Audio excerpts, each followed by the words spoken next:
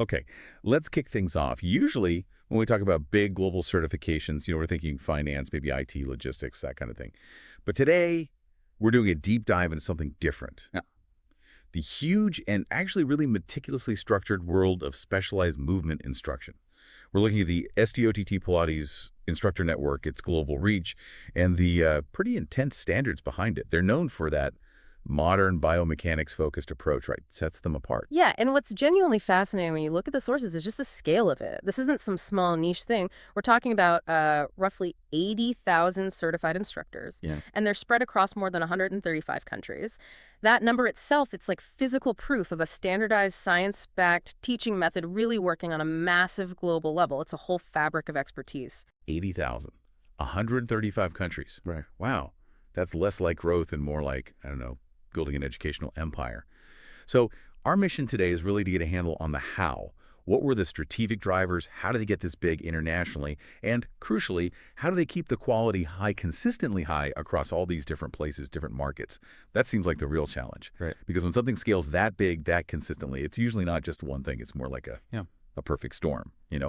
What factors, or the sources call them waves, what really fueled this ongoing international demand? Well, yeah, perfect storm is a good way to put it. The method really took off because it managed to position itself right at the convergence point of three really powerful global shifts. So first, you've got the sociocultural wave. There's this global move away from just like brute force sports or exercise. People are looking for smarter, more durable solutions for things like back pain, joint issues, musculoskeletal health generally. They want to learn how to move well. Precisely, not just harder. Okay, so that's a big shift in what people actually want, focusing on the quality of movement, not just burning calories.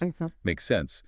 What gives that quality approach its legs, scientifically speaking? And that leads straight into the second wave, the scientific wave. Biomechanics, the science of movement, has become the shared language. It's what physical trainers, physiotherapists, coaches, they all understand it globally. And by sticking really rigorously to this objective language force vectors, muscle sequencing, axes of rotation, all the method gained instant credibility. It works in clinics, it works in high-performance sports.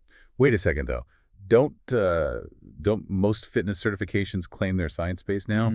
What makes this specific biomechanical language so, I guess, uniquely standardized across 135 countries compared to others? Is it just marketing, or is there more to it?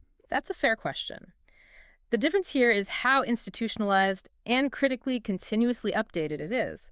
Marathon, the company behind it, develops and refines the curriculum constantly. It's not just referencing a generic anatomy textbook. It's a very specific codified system used in every exercise, every progression, every modification.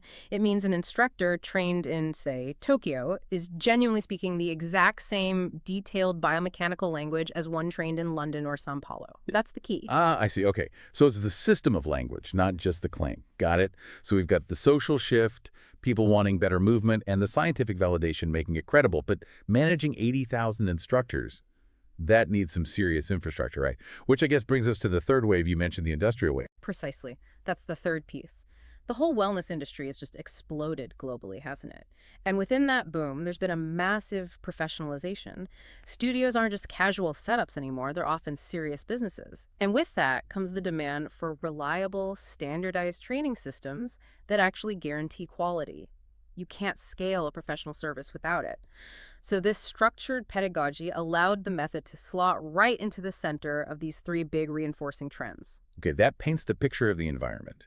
But the source materials seem to really zero in on one specific thing as the main engine, the key accelerator for needing so many instructors. Why do they point to the reformer? Why that particular piece of equipment over, say, mat work or the Cadillac? What's so special about the reformer? It really comes down to mechanical demand, fundamentally. The data shows this huge jump, almost disproportionate, in people taking reformer classes globally, especially in places like the US, UK, Australia. Yeah, because working with springs, pulleys, a moving carriage, it's just inherently more complex than working on a mat, right? Yeah. You've got external forces, resistance. Yeah, it absolutely raises the bar for teaching. Massively. If you're leading reformer classes, you need instructors who are deeply trained in the equipment mechanics. They need to understand the springs, the settings, how to troubleshoot, how to create safe and effective progressions with that external load. And what's more, public expectation goes up. People feel the difference more acutely on equipment, the precision of the instruction, the neuromuscular feedback. It's just much more sensitive. Good instruction becomes non-negotiable. Okay, so let's connect that for you, the listener. Every time more people start using equipment like the reformer, it automatically creates this pull, this need for more highly skilled instructors. You can't just give someone a weekend certificate and expect them to handle that complexity safely and effectively. You need a serious training pipeline, which naturally brings us back to maybe the biggest question in this whole deep dive. How on earth do you scale up to 80,000 instructors in 135 countries without the quality just dissolving? It honestly sounds like a recipe for disaster if that underlying structure isn't incredibly robust. You're right, it's the core challenge. And the defense against that dilution, according to the sources, is the certification architecture itself. It's built on three main pillars. First, there's the modular and progressive logic. It's not a one-shot deal. There's a shared scientific foundation, then very clear steps for evaluation. You have documented prerequisites for each level, and there's a logical flow from mat work to reformer, then Cadillac, chair, barrels. It's disciplined. You have to climb the ladder step by step. But theory's one thing. It has to work in the real world, right? Which I guess points to the second pillar. Exactly. That's the integration of clinical and performance needs. The curriculum isn't just theoretical biomechanics. It's intensely practical. It covers everything from, say, post-rehab protocols for injury prevention, right through to designing programs for elite athletes. And it all uses that same common biomechanical language we talked about. This ensures the training is directly relevant to what instructors actually face, whether in a clinic or a high-end studio. Okay, modular structure, practical application. And the third piece must be about actually managing this huge network, keeping everyone on the same page across all those countries. That's the governance of the network. And this is where you see the real commitment to detail. You have master instructor trainers who train the trainers, standardized host centers, really rigorous examination procedures. And, crucially, the sources emphasize this, candidates have to log hundreds of hours. Hours of observation, hours of practice teaching, hours of their own physical review. Only after logging all that can they even sit for the exam. That sheer volume of required documented practice is a huge barrier against quality erosion at the local level. That specific detail of hundreds of hours, yeah, that gives the quality claim some real teeth. It's not just a weekend course. And looking ahead, it seems they're doubling down on maintaining standards with this new big studio and academy in Toronto. The source calls it a living laboratory. Oh. What's the practical impact of this new central hub meant to be? How does it help quality control? It's essentially designed to be a global accelerator for quality assurance. The idea is it will have three main effects. One, faster innovation. They can get real-world feedback and update teaching methods or introduce new research findings more quickly into the curriculum. Two, finer standardization. By centralizing the training of the master instructors there, you get more consistency filtering down globally. And three, it creates a denser community hub, a place for circulating best practices, research, difficult case studies. It acts like the system's heartbeat, the central metronome keeping everything in time. Now, shifting gears slightly to the where are these 80,000 instructors actually located? As you'd expect, North America is still the historical base. It's mature, well integrated with health and fitness scenes. Europe is the other major pole. Very strong presence, lots of different settings from small boutiques to big rehab centers. And interestingly, there's a really high sensitivity to the quality of certification in Europe. Okay, North America and Europe are the established strongholds. But where's the big growth spurt happening right now? Which regions are demanding instructors fastest? Asia. That's described as the current great acceleration. You see it in the big, dynamic cities. There's huge growth in the premium end of the market. And they're also working on adapting programs culturally, making sure it resonates locally. Beyond Asia, you've also got strong growth in Oceania. Places like Australia, New Zealand have high integration between fitness and healthcare already. Latin America is expanding fast too, especially around hubs like São Paulo and Mexico City. And we're seeing emerging hubs in Africa. Johannesburg, Cairo, Casablanca are mentioned. What really strikes me here is that this isn't just training for generic fitness instructors. The way it's described, the expertise seems tailored to deliver real value in quite different, often critical sectors. So let's make it concrete. What's the specific pitch? What does a certified instructor offer, say, a hospital director compared to a national sports coach? Their priorities are totally different. Yeah, and this is where that shared biomechanical language becomes a powerful tool. So for a hospital director, the pitch is about functional rehabilitation competence. The instructor understands movement in a way that aligns with rehab goals.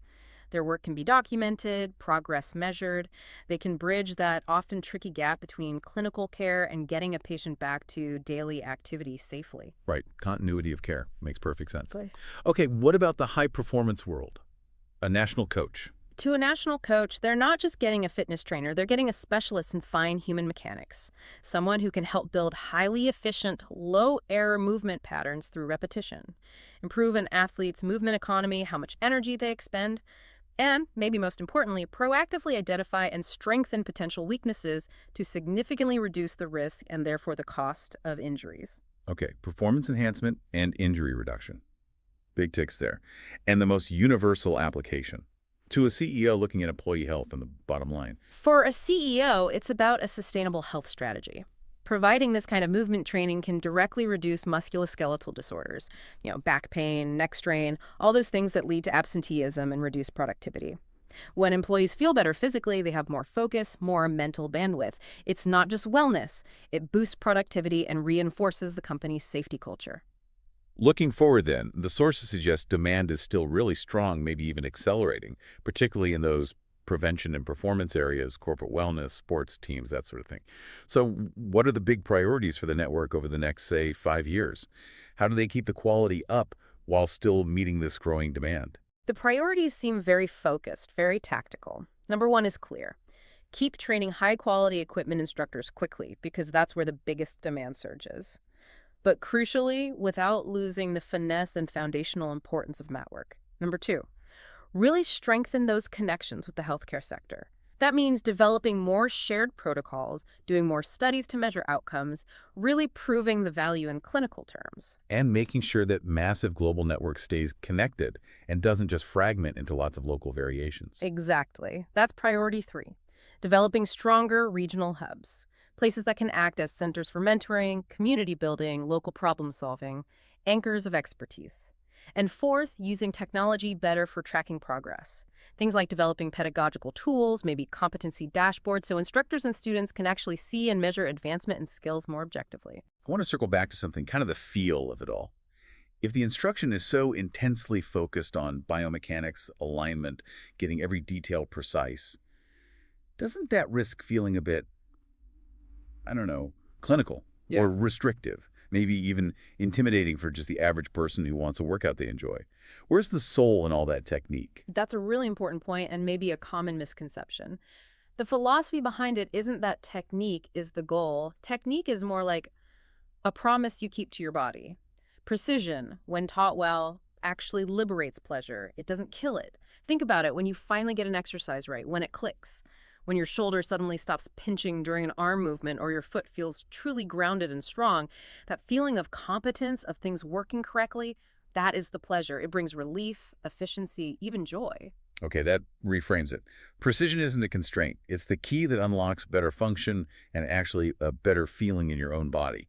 Absolutely. And that really sums up the long-term challenge they articulate. The core question isn't just, how big can we get? It's how to remain exact while growing. That's the tightrope they're walking. Well, this has been a fascinating and definitely very structured deep dive. For you, the listener, I think the key takeaways are pretty clear. We're talking about a huge scale, over 80,000 instructors, driven by those big social, scientific, and industrial waves, accelerated dramatically by the reformer, and all underpinned by this really robust system of quality control and governance, now physically centered by that new academy in Toronto. Yeah, and if you want a few core images to hold on to from the research representing that future vision, they offer three. A column that breathes, symbolizing the living, adaptable teaching method. A foot that anchors, representing that solid clinical relevance and reliable support. And a gaze that understands, embodying the connected learning global network. Powerful images. And here's a final thought for you to consider, building on that idea of the connected network. The sources mentioned how the pandemic pushed digital tools forward, reducing geographical barriers for training, allowing remote candidates into the system while supposedly keeping standards high. So if technology keeps making elite training and supervision possible across distances, what does that really imply for how much future mentors or experts in any highly specialized global field actually need to be physically present? That's a huge question, isn't it? It really points towards a complex, maybe inevitable hybrid future for all kinds of expertise. Global standards, but maybe increasingly digital mentorship and connection. Definitely something to think about. Indeed. How does that blend of precision, global standards, and maybe remote expertise translate to competence in your own life or field? Lots to mull over. We'll catch you on the next deep dive.